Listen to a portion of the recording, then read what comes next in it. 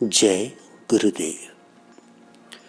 ज्योतिष विद्या के अध्ययन की इस यात्रा में पुनः एक बार आपका स्वागत है। इस ज्योतिष अध्ययन की यात्रा में अभी तक 19 पाठ आपके सामने प्रस्तुत हो चुके हैं, अर्थात अभी तक हम लोगों ने इसके 19 सोपानों को सफलतापूर्वक पार किया है। आज 20वें सोपान पर हम लोग आरूढ़ करेंगे। 19वें पाठ में अर्थात 19वें सोपान में आप लोगों ने 12 लग्नों के योग कारक ग्रह कौन कौन से हैं इसका भलीभांति ज्ञान प्राप्त कर लिया है। आज हम बात करेंगे 12 लग्नों के अयोग कारक ग्रहों के बारे में।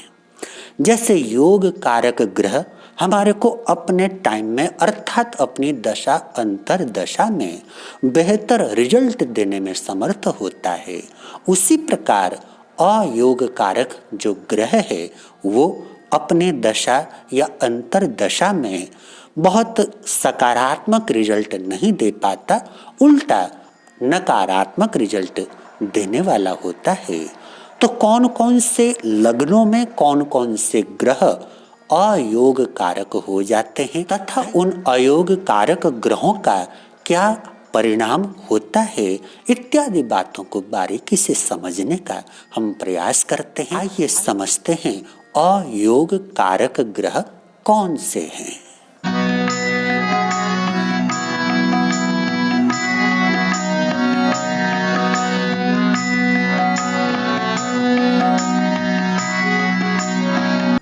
कुंडली के 12 भावों का अध्ययन जब हम लोगों ने किया था तब आप लोग समझ चुके हैं कि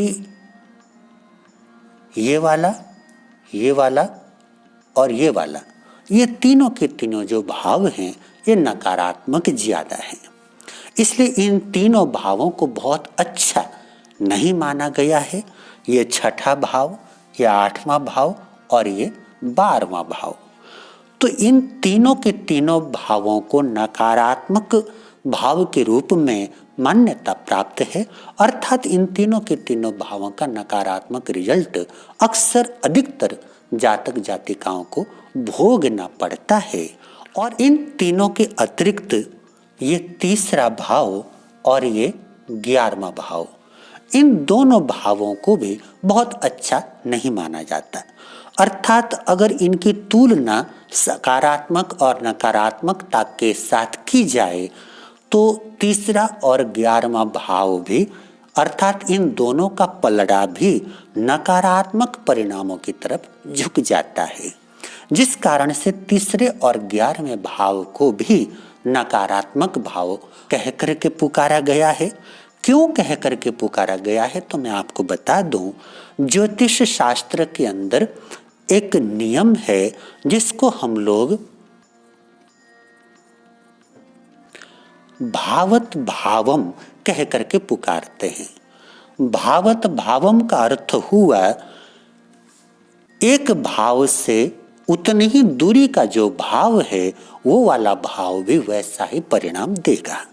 अर्थ ये हुआ, जैसे मान लीजिए ये वाला भाव 6ठा जो भाव है ये रोग, ऋण, शत्रु, रुकावट इत्यादि चीजों का कारक है।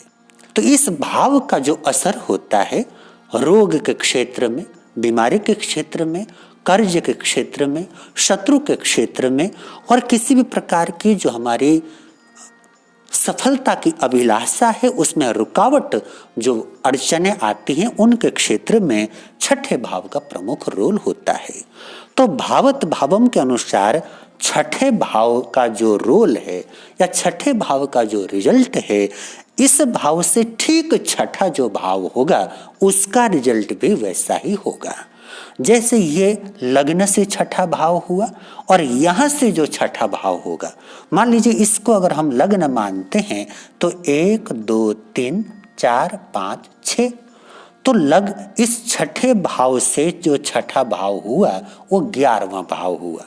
अर्थ ये हुआ कि जैसे ये भाव रोग ऋण शत्रु रुकावट का कारक है, उसी प्रकार छठे से छठा होने के कारण 11वां भाव भी रोग ऋण शत्रु रुकावट इत्यादि का कारक हो गया। एक इस वजह से इसको नकारात्मकता की तरफ झुकना पड़ा। और दूसरा कारण ये, जैसे ये 12वां भाव खर्चे का भाव है, हानि का भाव है, जेल यात्रा, अस्पताल यात्रा या अस्पताल या जेल से संबंधित खर्चे या विदेश से संबंधित खर्चे इत्यादि बातों का कारक हमारा 12वां भाव है। यही जो भावत भावम का नियम है, अगर हम इसको यहाँ पर भी लागू करते हैं तो 12वें भाव से 12वां भाव हुआ 11वां भाव। जैसे गिनते हैं 1 2 3 4 5 6 7 8 9 10 11 12, तो 12वें भाव से 12वां भाव हुआ जो इस लग्न का 11वां भाव है। तो 12वें भाव का जो रिजल्ट होता है ठीक वैसा ही रिजल्ट 12वें का 12वां भाव भी देता है, अर्थात 11वां भाव हुआ। तो एक तो छठे से छठा होने के कारण इसको नकारात्मकता की तरफ झुकना पड़ा, 12वें से 12वां होने के कारण उसका पलड़ा और भारी हो गया नकारात्मकता की तरफ। इसलिए भले ये आय का भाव है, भले ये लाभ का भाव है, लेकिन ऑल ओवर इसका जो पलड़ा है वो नकारात्मकता की तरफ झुक जाता है। तो 11वां भाव भी एक प्रकार से नकारात्मक भाव की श्रेणी के अंदर आ जाता है। अब बात करते हैं तीसरे भाव की। ये जो तीसरा भाव है, इसे नियम के अनुसार ये 8वें का 8वां भाव हो जाता है। जैसे गिन लीजिए 1 2 3 4 5 6 7 8, और ये जो 8वां भाव है ये मृत्यु का भाव है, परमानेंट लॉस अर्थात अपूर्णीय क्षति जिसको हम कहते हैं, जिसकी पूर्णता नहीं हो सके, जिसकी भरपाई न हो सके, इस प्रकार की हानि का कारक ये भाव है। तो 8वें से 8वां होने के कारण तीसरे भाव का रिजल्ट भी 8वें भाव के समान ही हो जाता है। तो इस प्रकार कुंडली के ये 5 भाव हो गए, तीसरा, छठा, 8वां, 11वां और 12वां। इन 5 भावों में से जो ग्रह 2 भावों का स्वामी हो, कम से कम 2 भावों का स्वामी हो, तीसरे का हो, इस छठे का हो, 8वें का हो, 11वें का हो, 12वें का हो, इन 5 भावों में से कम 2 भावों का जो स्वामी है वो ग्रह अकारक हो जाता है। इन 5 में से कम 2 घरों का या 2 भावों का स्वामी होना चाहिए और वो ग्रह अकारक हो जाएगा। और अकारक जो ग्रह होता है वो अपने दशा अंतर दशा में रुकावट पैदा करेगा, रिजल्ट उतने अच्छे नहीं दे पाएगा। आदमी प्रयास करता है, परिश्रम करता है, लेकिन वांछित सफलता नहीं मिल पाती। तो अकारक ग्रह की दशा अंतरदशा चल रही हो तो ऐसे टाइम पर, ऐसे समय पर जातक जातिका को बहुत अधिक खपना पड़ता है, बहुत अधिक परिश्रम करना पड़ता है, और उनका जो रिजल्ट मिलता है या परिणाम मिलता है उनकी मात्रा कम होती है। बहुत बार कई लोग ऐसा बोलते हैं कि हम लोग परिश्रम बहुत करते हैं, मेहनत बहुत करते हैं, लेकिन रिजल्ट जो होता है वो मेहनत के अनुरूप नहीं होता। जबकि हमारे सामने दूसरा व्यक्ति उतनी मेहनत नहीं करता है, फिर भी उसको बड़े अच्छे रिजल्ट मिलते हैं। तो इसका कारण एक ये भी होता है कि जिस समय आपकी कुंडली में अकारक ग्रह गोचर में आया हुआ हो अथवा अकारक ग्रह की दशा अंतरदशा चल रही हो, उस समय आपको वांछित सफलता प्राप्त करने में बहुत ज्यादा मेहनत करनी पड़ती है। जिस सफलता की प्राप्ति में किसी व्यक्ति को सामान्य रूप से जो परिश्रम लगता है, उसी सफलता को प्राप्त करने में ऐसे जातक जातिका को उससे 2 गुना 3 गुना परिश्रम करना पड़ जाता है। तो अकारक ग्रह हमारी सफलता में रुकावट डालने वाले, हमारे को नकारात्मक परिणाम देने वाले और हमारे जीवन में अनेक प्रकार की परेशानियों को लाने वाले हो जाते हैं। तो आइए समझते हैं कि प्रत्येक लग्न के अंदर कौन कौन से ग्रह अकारक हो जाते हैं। सबसे पहले बात करते हैं मेष लग्न की।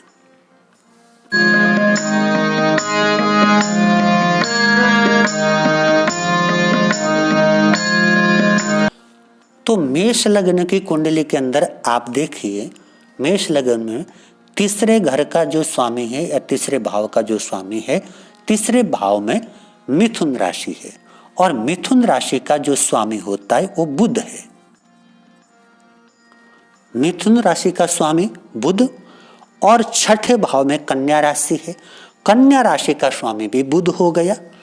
तो इस मेष लग्न की कुंडली के अंदर सबसे पहले हम देखें तो तीसरे और छठे भाव का स्वामी बुध है। तो सबसे पहला जो अकारक ग्रह हुआ या अयोग कारक ग्रह हुआ वो हुआ बुध। इसमें चूंकि तीसरे, छठे, 8वें, 11वें और 12वें इन 5 भावों में से 2 भावों का स्वामी अकेला बुध है और किसी भी 2 भाव ऐसे नहीं हैं जिनका स्वामी एक ग्रह हो। तो इस मेष लग्न के कुंडली के अंदर अकारक ग्रह हुआ बुध। तो जिस जातक की मेष लग्न की कुंडली है उसके जीवन में जब जब बुध की महादशा आएगी, अंतरदशा आएगी, प्रत्यंतर दशा आएगी या जब जब बुध उसके गोचर में आएगा तब तब उसको परेशानी होगी। और परेशानी किस प्रकार से होगी? जैसे बुध है ये बुद्धि का कारक है, तो कई बार निर्णय गलत हो जाना, कई बार बुद्धि काम न करना, हम जो सोचते हैं, हम जो समझते हैं, हमारे को जैसा दिखाई देता है वैसा वस्तुतः न होना, अर्थात हमारे मस्तिष्क में और परिस्थिति में तालमेल न बन पाना इत्यादि बातें बुध से संबंधित हैं। व्यापार का कारक ग्रह बुध है तो व्यापार से संबंधित परेशानियां और ज्ञान से, बुद्धि से संबंधित परेशानियां और साथ में बुध जो है हमारे घर में, हमारे रिश्तों में, हमारी बहन, बुआ, बेटी इत्यादि का कारक है। तो उनके साथ हमारे रिलेशन में किसी प्रकार की प्रॉब्लम हो जाना, किसी प्रकार की दिक्कत हो जाना, इस प्रकार बुध अकारक ग्रह होने से इस मेष लग्न की कुंडली में प्रकार के अनेक प्रॉब्लम दे सकता है। बात करते हैं वृष लग्न की।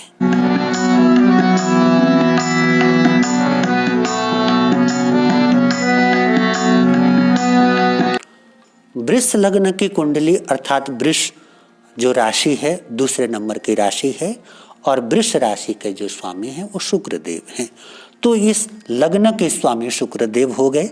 शुक्रदेव की इस कुंडली के अंदर अर्थात वृष लग्न की इस कुंडली के अंदर हम देख सकते हैं कि इन 5 घरों में से 8वें और 11वें घर का स्वामी गुरु है, बृहस्पति है। 9वीं राशि धनु, उसके स्वामी भी बृहस्पति देव हैं और 12वीं राशि मीन, उसके स्वामी भी बृहस्पति देव हैं। तो 8वां घर और 11वां घर इन दोनों घरों के दोनों भावों के स्वामी बृहस्पति देव होने से वृष लग्न की जो कुंडली होगी उसके अकारक या अयोग कारक ग्रह हो गए गुरु अर्थात बृहस्पति।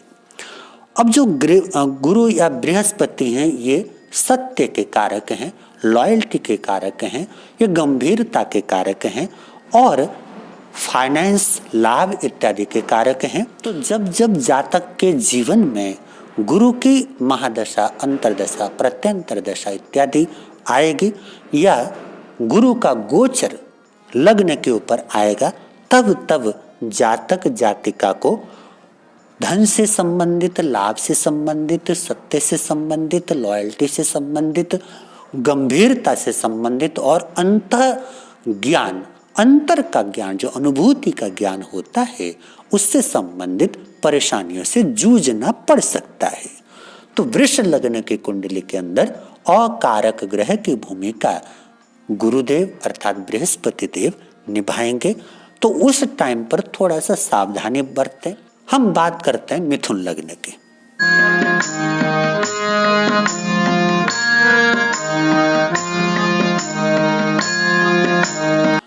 मिथुन लग्न के अधिपति बुध हो गए।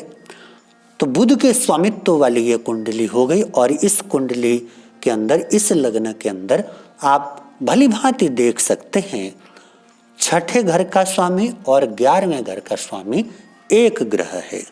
छठे घर में 8वीं राशि है वृश्चिक और 11वें घर में पहली राशि है मेष, और मेष और वृश्चिक राशि के जो स्वामी हैं वो है मंगल। तो मिथुन लग्न की इस कुंडली के अंदर अकारक ग्रह हो गए मंगल, और मंगल साहस का कारक है, मंगल भाइयों का कारक है, एक्शन का कारक है। मिथुन लग्न के जातक जातिका को जब जब मंगल की महादशा अंतर्दशा आएगी तब तब उनको साहस को लेकर के, एक्शन को लेकर के, भाइयों को लेकर के किसी प्रकार की प्रॉब्लम फेस करनी पड़ सकती है। बात करते हैं कर्क लग्न की।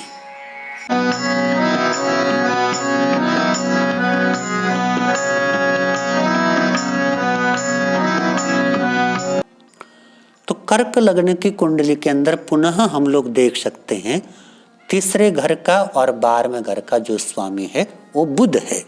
तो सीधी सी बात, कर्क लग्न की कुंडली के अंदर भी अकारक ग्रह की भूमिका जिसको प्राप्त हुई है वो बुध है।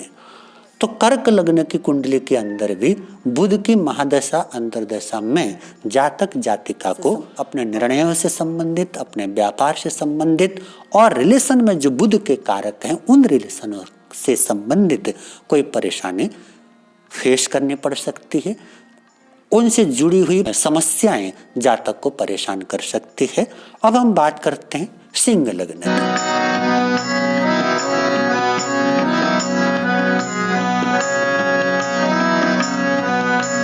तो ये सिंह लग्न की कुंडली हो गई और सिंह लग्न के अधिपति हो गए भगवान सूर्य नारायण सूर्य देव।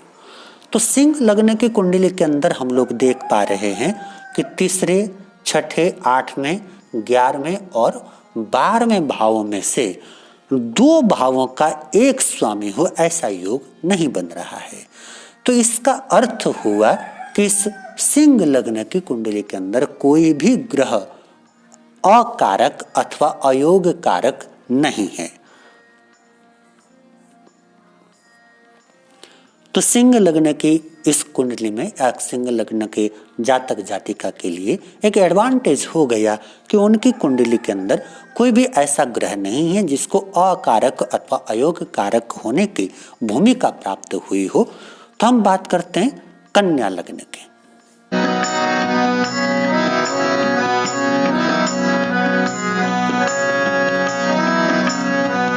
तो कन्या लग्न की ये कुंडली है और इस कन्या लग्न की कुंडली के अंदर हम भली भांति देख सकते हैं कि तीसरे घर का स्वामी मंगल है और 8वें घर का स्वामी भी मंगल है।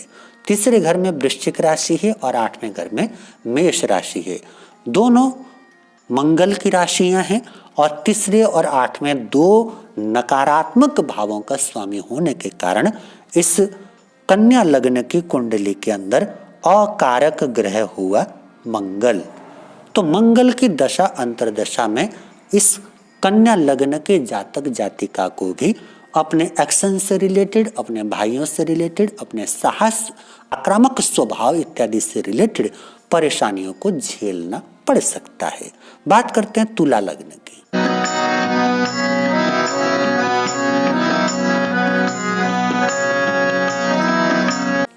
ये तुला लग्न की कुंडली हो गई और तुला लग्न के अधिपति भी शुक्र देव हैं। तो ये शुक्र देव के स्वामित्व वाली कुंडली है।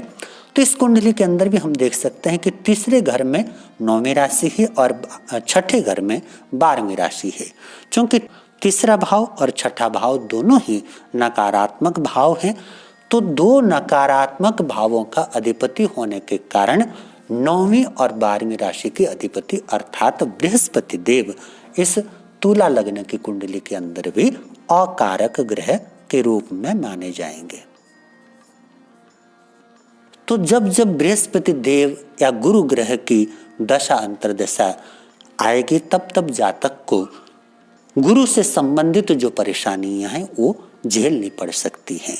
बात करते हैं वृश्चिक लग्न की।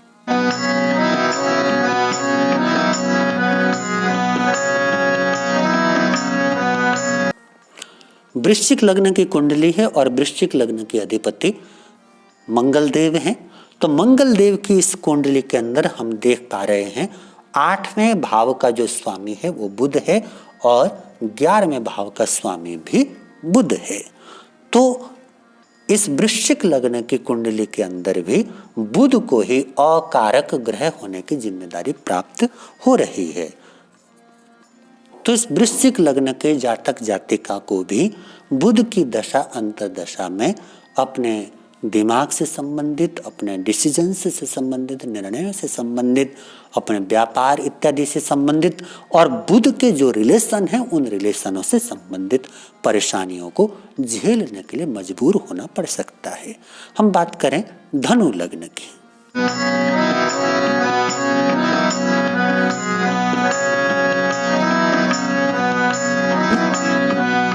धनु लग्न की कुंडली होने के कारण ये बृहस्पति देव की कुंडली हो गई, अर्थात इसके लग्नाधिपति बृहस्पति देव हुए। और इस कुंडली के अंदर हम लोग देख पा रहे हैं कि 6ठे भाव में वृष राशि है और 11वें भाव में तुला राशि है। दोनों के स्वामी शुक्र देव हैं। तो 6ठा भाव भी नकारात्मक है और 6ठे का 6ठा होने से 11वां भाव भी नकारात्मक है। अतः इस धनु लग्न की कुंडली के अंदर शुक्र देव, तो इस धनु लग्न की कुंडली के अंदर शुक्र देव को अकारक ग्रह होने की जिम्मेदारी प्राप्त हुई है। तो जब जब शुक्र की दशा अंतर्दशा जातक जातिका के जीवन में आएगी तब तब शुक्र ग्रह से संबंधित जो परेशानियां हैं, क्योंकि शुक्र जो है वो पत्नी का कारक है, लग्जरी का कारक है, कंफर्ट का कारक है। तो शुक्र से संबंधित जो बातें हैं उन बातों को लेकर के परेशानियों को झेलना पड़ सकता है। हम बात करते हैं मकर लग्न की।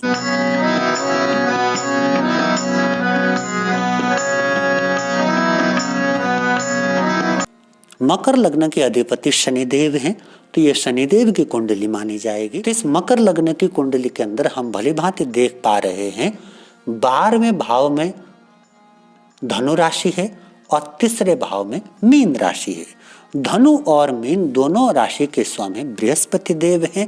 तो इस मकर लग्न की कुंडली के अंदर भी अकारक ग्रह होने की जिम्मेदारी जिनको प्राप्त हुई है वो है गुरु अर्थात बृहस्पति देव।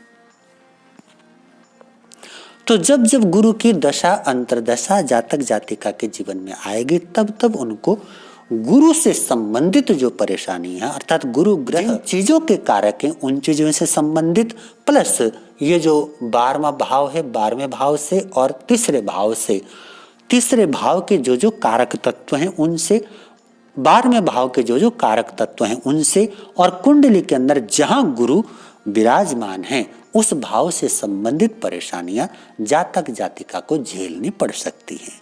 हम बात करते हैं कुंभ लग्न की।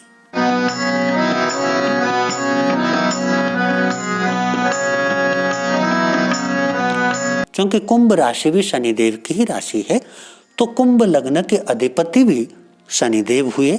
और शनिदेव की इस कुंडली के अंदर हम लोग देख पा रहे हैं कि 3रे, 6ठे, 8वें, 11वें और 12वें भाव में से इन 5 भाव में से 2 भावों का एक ग्रह हो ऐसा योग नहीं बन पा रहा है।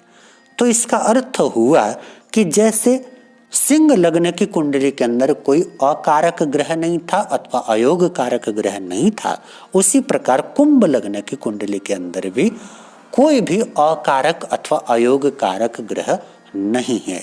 तो सिंह लग्न में और कुंभ लग्न में जन्म लेने वाले जातक जातिका के लिए एक एडवांटेज हो गया, उनको एक कुदरती लाभ प्राप्त हो गया कि उनके जीवन में अकारक की भूमिका निभाने वाला कोई भी ग्रह नहीं है।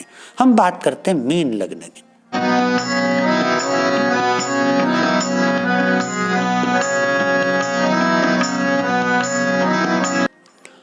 तो मीन लग्न की इस कुंडली के अंदर क्योंकि मीन लग्न होने से बृहस्पति इसके लग्नाधिपति हो गए, इसके स्वामी हो गए। तो इस मीन लग्न की कुंडली के अंदर हम लोग देख पा रहे हैं कि 3रे भाव में वृष राशि है और 8वें भाव में तुला राशि है। तो वृष राशि और तुला राशि दोनों के स्वामी शुक्र देव हैं। तो मीन लग्न की कुंडली के अंदर अकारक अथवा अयोग कारक ग्रह की भूमिका निभाने की जिम्मेदारी जिनको प्राप्त हुई है वो शुक्र ग्रह है। तो इस मीन लग्न की कुंडली के अंदर सबसे पहले अकारक ग्रह के रूप में शुक्र को ये भूमिका प्राप्त हुई है। मीन लग्न की कुंडली के जातक जातकों के लिए जब जब शुक्र की दशा अंतर्दशा प्राप्त होगी तब तब उनको शुक्र ग्रह से संबंधित और तीसरे तथा 8वें भाव से संबंधित और शुक्र कुंडली के अंदर जिस घर में बैठे हुए हैं उस भाव से संबंधित परेशानियों को झेलना पड़ सकता है। और उसके बाद हम देख रहे हैं कि 11वें भाव में मकर राशि है और 12वें भाव में कुंभ राशि है। दोनों के स्वामी शनिदेव हैं। दोनों नकारात्मक भाव हैं और दो नकारात्मक भावों का स्वामी होने के नाते शनिदेव को भी यहाँ पर अकारक ग्रह की भूमिका प्राप्त हो रही है। तो मीन लग्न के जातक जातिकाओं के लिए शुक्र और शनि ये दो ग्रह अकारक अथवा अयोग कारक ग्रह के रूप में स्वीकार किए जाएंगे। तो जब जब शुक्र की अथवा शनि की दशा अंतर्दशा आएगी तब तब इनको शुक्र से संबंधित और शनि से संबंधित चीजों से परेशानी झेलनी पड़ सकती है। शुक्र जिन चीजों का कारक है उन चीजों को लेकर के परेशानी होगी, शनि जिन चीजों का कारक है उन चीजों को लेकर के परेशानी होगी। वो जो समय होता है शुक्र और शनि से जुड़ी हुई परेशानियां इनके जीवन में आ सकती है। भली भांति देख पा रहे हैं कि मेष लग्न में, कर्क लग्न में और वृश्चिक लग्न में 3 लग्नों में बुध अकारक ग्रह है। वृष लग्न में और तुला लग्न में और मकर लग्न में 3 लग्नों में गुरु अकारक ग्रह है। मिथुन लग्न में, कन्या लग्न में, इन दोनों लग्नों में मंगल अकारक ग्रह है। धनु लग्न में और मीन लग्न में शुक्र अकारक ग्रह है। साथ में मीन लग्न में शनि भी अकारक ग्रह है। सिंह लग्न और कुंभ लग्न में कोई भी अकारक ग्रह नहीं है। तो ये अकारक ग्रहों का चैप्टर यहाँ पर परिपूर्ण हो जाता है। प्रश्न होता है कि अकारक ग्रहों के बारे में जान लेने के बाद वो जो टाइम होता है इन अकारक ग्रहों के दशा अंतर्दशा का, तो उस समय जातक जातिका को क्या क्या सावधानी रखनी चाहिए। तो सबसे पहली बात मैं आपको बता दूं, जिस लग्न का जो अकारक ग्रह है उस ग्रह से संबंधित जो चीजें हैं उन चीजों का दान करें। उन ग्रहों के जो स्वामी हैं, जो अधिपति हैं, उनका नाम जपें। अर्थात उन ग्रहों से संबंधित व्यक्ति के साथ में अपने रिलेशन खराब होने न दें, उनके साथ मधुर रिलेशन बना करके रखें। उदाहरण के लिए जैसे मान लीजिए बुध अगर अकारक है तो कभी भी अपने बहन के साथ, अपने बेटी के साथ, अपने बुआ इत्यादि के साथ में रिलेशन खराब होने न दें। और सबसे बड़ी बात, समाज के अंदर जो कन्याएं हैं, जो किशोरियां हैं, उनके प्रति अपनी नजरों को हमेशा पवित्र बनाए रखें। किसी कन्या को देख करके अगर आपके भीतर में गलत भाव आते हैं, गलत ख्याल आते हैं, तो इसका अर्थ है आप अपने बुध को खराब कर रहे हैं। क्योंकि बुध आपके दिमाग का कारक है, मस्तिष्क का कारक है। तो जैसे कोई ख्याल आप करते हैं तो सबसे पहले आपके मस्तिष्क के अंदर वो ख्याल जाता है, और मस्तिष्क आपका बुध है तो बुध खराब हुआ। तो हमेशा अच्छी सोच बनाए रखें, और अच्छी सोच आदमी को इन सब परेशानियों से मुक्त कर सकती है। और उन ग्रहों के साथ में जुड़े हुए जो मंत्र हैं उनका जाप इत्यादि कर लेना चाहिए। और सबसे बड़ी बात, सबसे प्रमुख बात, धर्म की आराधना हमेशा करनी चाहिए। अगर आप धर्म के रास्ते पर चलते हैं, परमात्मा का सहारा आपके पास में है, तो कोई भी विपरीत ग्रह आपका बाल बांका नहीं कर सकता। अर्थात बुरे से बुरा वक्त आपकी जिंदगी में ऐसे चला जाएगा जैसे आपको पता भी नहीं चलेगा। अर्थात उस समय कोई ना कोई आपको संभालने वाला मिल जाएगा। तो भगवान का नाम कभी न छोड़ें, भगवान का सुमिरन कभी न छोड़ें। धर्म का जो पल्ला है उसको हमेशा पकड़े रखें। धर्मो रक्षति रक्षित, ऐसा महापुरुषों ने कहा है। अगर आप धर्म को पकड़ करके रखते हैं तो धर्म आपको परले पार पहुंचा देता है। विस्तार देता है। तो आज के लिए इतना ही। अकारक ग्रहों का ये चैप्टर हमने आपके सामने प्रस्तुत किया। अगर आपके मन में कोई जिज्ञासा हो, कोई प्रश्न हो, आप कमेंट बॉक्स में उस प्रश्न को रख सकते हैं। हम समाधान करने का अवश्य प्रयास करेंगे। पुनः मिलते हैं अगले चैप्टर के अंदर बाधक ग्रहों की चर्चा को लेकर के। इतने प्रेम से हमारे शब्दों को सुना, उसके लिए कृतज्ञ हैं। आप सबके भीतर में विराजमान परमात्मा रूपी पवित्र आत्मा को मेरे कोटि कोटि नमन। जय गुरुदेव।